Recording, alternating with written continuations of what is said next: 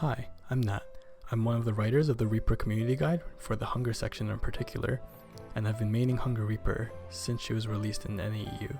The Korean PTR just got pushed to live, so I'll be going over the changes and how they affect Hunger Reaper in particular. First off, Dagger skill damage was increased by 12%.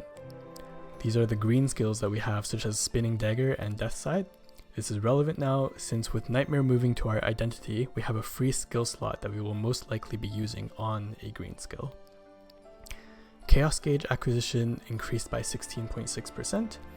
This means it'll be easier for us to regain our red gauge if it ever drops during a cutscene or something.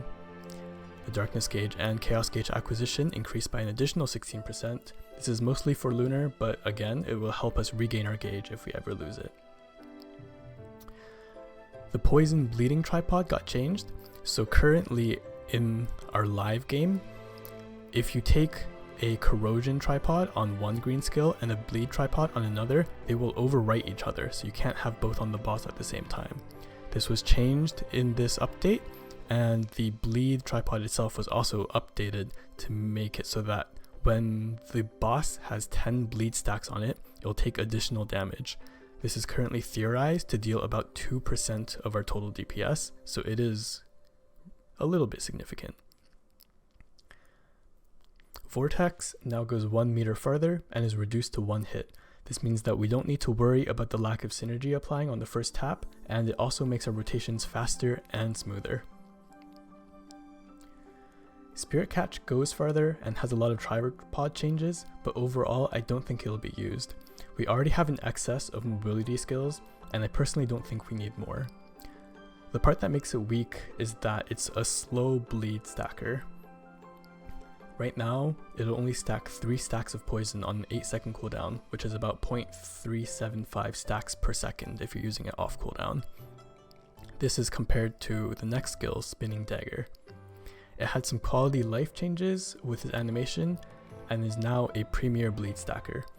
With enhanced spinning and shadow after image, which is on the 3rd row, this skill stacks 5 stacks of bleed on a 12-second cooldown, which is about 0.42 stacks per second. Additionally, Spinning Dagger also regenerates a lot of gauge if you need it, and is also a very great stagger skill. I think this is probably one of the best options as an 8th skill to replace Nightmare. Reaper's Call got some changes, but I don't think it's a fantastic option. Deep Breathing is RNG on its poison stacking, and the new Ambush tripod means that you'll average about 4 stacks if you're proccing Deep Breathing on its 50% chance. So that's 4 stacks per 12 seconds, which is just worse than Spinning Dagger. Death Side got a lot of quality of life changes, increasing its range and cast speed. The skill is faster than Spinning Dagger, but it gives less gauge and does less stagger. We'll most likely take this Death Call tripod, which gives 2 more stacks, as well as the Ambush tripod, which gives another 2 stacks, for a total of 5 stacks per 12 seconds, which matches Spinning Dagger. Piercing Blade didn't receive as many changes as the other skills, as both of the tripods are random stacks, and it has a 2-second longer base cooldown. There's a tripod on it in the 3rd row that reduces the cooldown of other dagger skills that you use within the next 3 seconds up to 21%, but the cooldown of dagger skills are already pretty low to begin with, and you don't want to be forced into using specific skills in a specific order on Hunger, as its flexibility of skill use is one of its main strengths. Distortion's end lag was reduced, and its tripods have been adjusted. Currently, Hunger only puts 4 points into Distortion, but with this change, putting up to 7 points can be worth it. This new Fog Rush tripod in particular allows us to use it twice in a row at the cost of extending its cooldown by 8 seconds from 12 to 20. It's optional, so you don't need to use the second cast, but it can be useful to gap close large distances at once. The other changes are mostly irrelevant for Hunger. I'm going to skip over Call of the Knife, Black Mist, and Shadow Trap because they're mostly Lunar oriented changes and we wouldn't want to take these skills on Hunger. So now we get to the interesting parts, the red skill changes. On every red skill, the damage tripods on the 1st row were removed in lieu of a utility option, and the damage lost was added to the skill's base damage instead. I'll go over each of these skills changes individually, and then at the end I'll go over the overall damage changes. So Glowing Brand increased by 32.2, which is pretty big, but that compensates the loss of the 40% crit tripod on the first line. Instead, the first line options are now a bigger AoE, more stagger, or the ability to go through the boss with Brand. Personally, I think that going through the boss on a skill like this is ridiculously strong for an up-type class, so that will be my pick. Testament's damage modifier was reduced, but it gained 20% crit rate. Overall, this is a buff. Rage Spear first row options are now push immune, but at the cost of 6% slower attack speed, the ability to jump backwards after a cast, or increased stagger. The second row picks are Concentrated Attack, Execution, or Ambush. The damage between these three are roughly similar, but Concentrated Attack is the ones that most Reapers are used to right now, and it has the longest range but the slowest attack speed. Execution has a very short range but is very fast, and Ambush is kind of in the middle with middling range and damage. I think between these three it'll mostly be personal preference. The third row tripod is now separated into a Hunger tripod and a Lunar tripod. We will definitely want to take the Hunger tripod, which gives us cooldown reduction and damage in Chaos mode. Dance of Fury's first row options are now faster attack speed, cooldown reset on kill, and additional weak point damage. Faster attack speed is the most obvious choice here. The second row chooses between Chaos Enhancement, Law of the Jungle, and Fatal Dagger. We will be taking Chaos Enhancement for Hunger because of its raw damage multiplier. The third row is now Shadow Dance versus Suppressed Move, which is what we currently used. Shadow Dance was updated to change from critical damage to just raw damage percent, and the attack range increases. This means that the Shadow Dance tripod deals more damage than Suppressed Move at the cost of a slower animation. The picking between these two will mostly just be personal preference. Silent Rage received a lot of changes.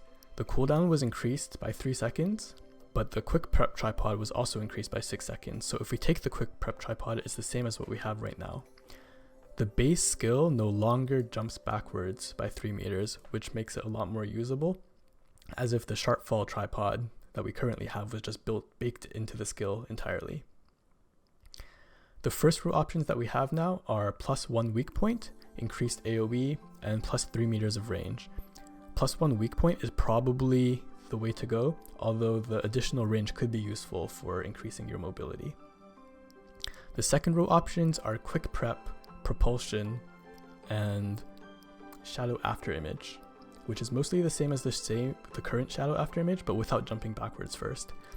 Although the damage of this tripod is good, and it feels a lot better now that you don't jump backwards, the increase of base cooldown makes us more incentivized to take Quick Prep instead, so we won't be taking Shadow After Image.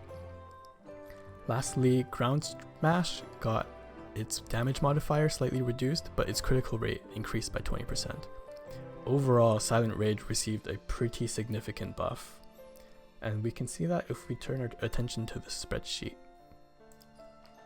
So this is something that I drafted up, comparing the old skill modifiers to the new skill modifiers with both Adren 3 and Adren 1.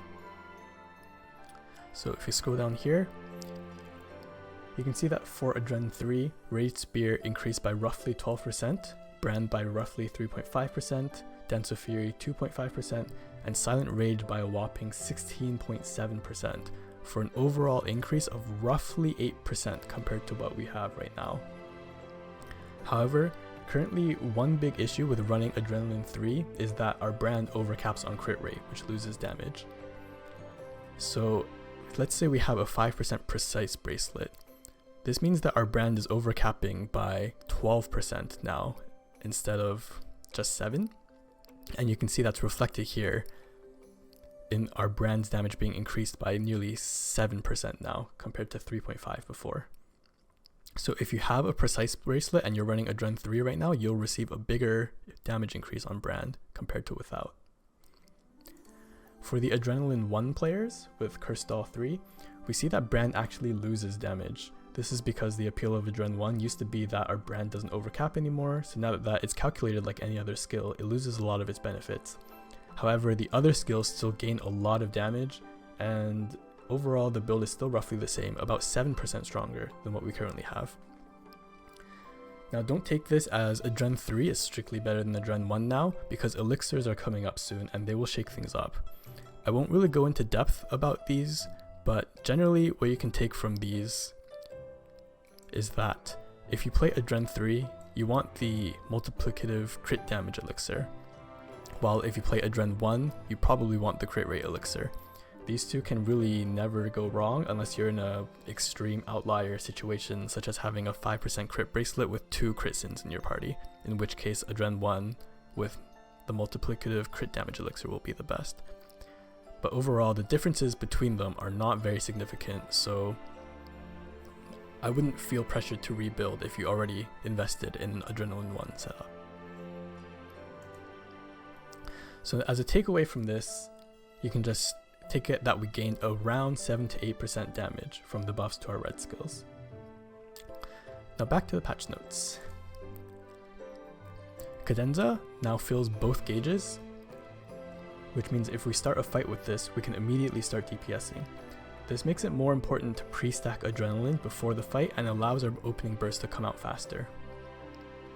Requiem isn't very useful for us, but it now fills the darkness gauge, which is only the green gauge, not the red one. And it also reduces the cooldown of red skills by 10% when it hits an enemy.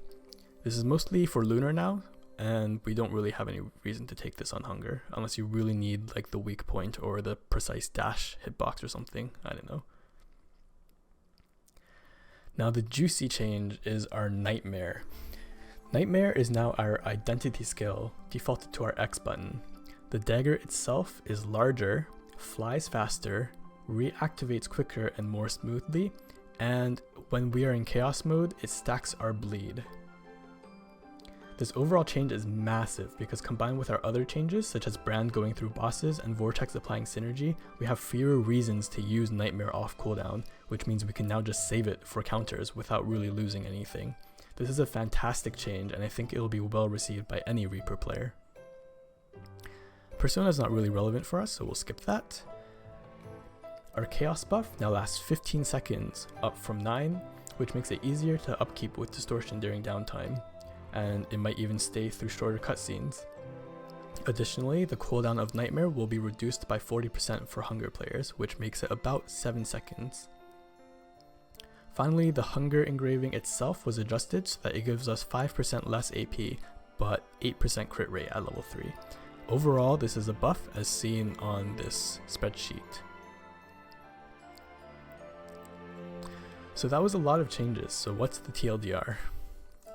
Nightmare moved to Identity, Shadow Vortex is now a single tap, Chaos Gauge is longer, Bleed on our green skills is relevant now, additional damage from adding a green skill, crit overcap is no longer a problem, red skill quality of life and damage buffs such as Brand going through enemies, Silent Rage plus 1 weak point, Dance of Fury either with a larger AoE or a faster animation, and Rage Spear has either additional stagger or additional mobility, and overall we received a roughly 10 to 12% damage buff. These are some fantastic changes to Hunger, and I'm very much looking forward to receiving this patch on NAEU so that I can experience them myself. Hopefully this has been helpful for any Hunger players out there wondering what changed with the PTR, and I hope I gave you something to look forward to.